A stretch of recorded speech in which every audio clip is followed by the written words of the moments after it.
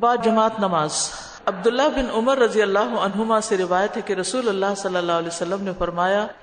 با جماعت نماز اکیلے شخص کی نماز سے 27 درجے زیادہ فضیلت رکھتی ہے، یعنی عام نماز سے اس کا درجہ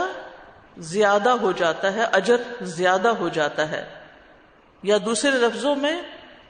جماعت کے ساتھ پڑھی جانے والی نماز 27 نمازوں کے برابر ہو جاتی ہے۔ با جماعت نماز جو ہے یہ جنت میں مہمانی کا باعث ہے۔ نبی صلی اللہ علیہ وسلم نے فرمایا، جو شخص مسجد میں صبح و شام جاتا ہے اللہ جنت میں اس کی مہمانی کا سامان کرے گا جب وہ صبح و شام مسجد میں جائے گا۔ کتنی بڑی فضیلت ہے، اپنے بچوں کو بتائیے اور ان کو ابھاریے اس بات پر، شوہر کو بھی بتائیے، بھائیوں کو بھی بتائیے، والد کو بھی بتائیے۔ نبی صلی اللہ علیہ وسلم نے فرمایا، جو مسلمان مرد مسجد کو نماز اور ذکر کے لیے اپنا ٹھکانہ بنا لے، یعنی نماز کے بعد ذکر بھی بیٹھ کے وہاں کرے، اللہ اس سے ایسے خوش ہوتے ہیں جیسے غائب گھر آئے تو اس کے گھر والے اس کے آنے پہ خوش ہوتے ہیں۔ یعنی جیسے کوئی سفر سے واپس گھر آتا ہے نا تو گھر والے بہت خوش ہو جاتے ہیں کہ شکر واپس آ گئے، تو ایسے ہی اللہ تعالیٰ اس بندے سے خوش ہوتے ہیں جو دنیا کے کام کاج چھوڑ کے مسجد کی طرف واپس آتا ہے اور پھر آ کے نماز پڑھتا ہے اور ذکر کرتا ہے۔ پھر گزشتہ گناہوں کی معافی کا ذریعہ ہے کہ جو شخص وضو کرے، اچھی طرح وضو کرے، پھر فرض نماز کے لیے مسجد کی طرف چلے اور امام کے ساتھ نماز ادا کرے تو اس کے گزشتہ سارے گناہ بخش دیے جاتے ہیں، حج کے برابر ثواب ہے۔ رسول اللہ صلی اللہ علیہ وسلم نے فرمایا، سنن نبی داؤد کی روایت ہے، جو اپنے گھر سے وضو کر کے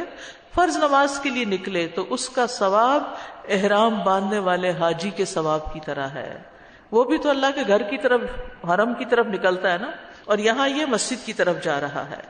اور جو چاشت کی نماز کے لیے نکلے اور اسی کی خاطر تکلیف برداشت کرتا ہو تو اس کا ثواب عمرہ کرنے والے کی ثواب کی طرح ہے۔ اور ایک نماز سے لے کر دوسری نماز کے درمیان میں کوئی لغو کام نہ ہو، بیکار فضول، تو وہ علیین میں لکھی جاتی ہے، کتاب مرقوم ہے نا، وہاں لکھے جاتے ہیں اعمال۔ فجر اور عشاء جماعت سے ادا کرنے پر پوری رات کے قیام کا اجر ملتا ہے، جیسے ساری رات کسی نے قیام کیا ہو۔ اس کے برعکس جو لوگ جماعت چھوڑتے ہیں ان پر نبی صلی اللہ علیہ وسلم کا غصہ بھی ہے۔ آپ نے فرمایا، مجھے اس ذات کی قسم جس کے ہاتھ میں میری جان ہے، میرا ارادہ ہوا کہ میں ایندھن جمع کرنے کا حکم دوں، پھر نماز کے لیے آذان دینے کا کہوں، پھر امامت کے لیے کسی اور کو کہوں، اور میں ان لوگوں کے پاس جاؤں جو جماعت میں شریک نہیں اور ان کے گھروں سمیت ان کو جلا دوں۔ اور آپ کو پتہ ہے جلنے کا عذاب، اور جلنے کی تکلیف، اور جلنے کی سزا سب سے سخت ہوتی ہے۔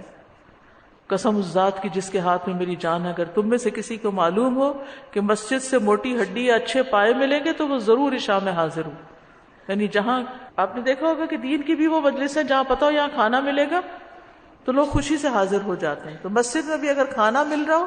تو لوگ کھانے کی نیت سے آ جائیں گے، لیکن نماز کا جو اجر و ثواب سمیٹنا ہے وہ ان کو نظر نہیں آتا، اس لیے اس سے سستی کر لیتے ہیں۔ با جماعت نماز کی اہمیت کا اندازہ اس سے بھی ہوتا ہے کہ حالت جنگ میں بھی با جماعت نماز ادا کرنے کا طریقہ سکھایا گیا ہے۔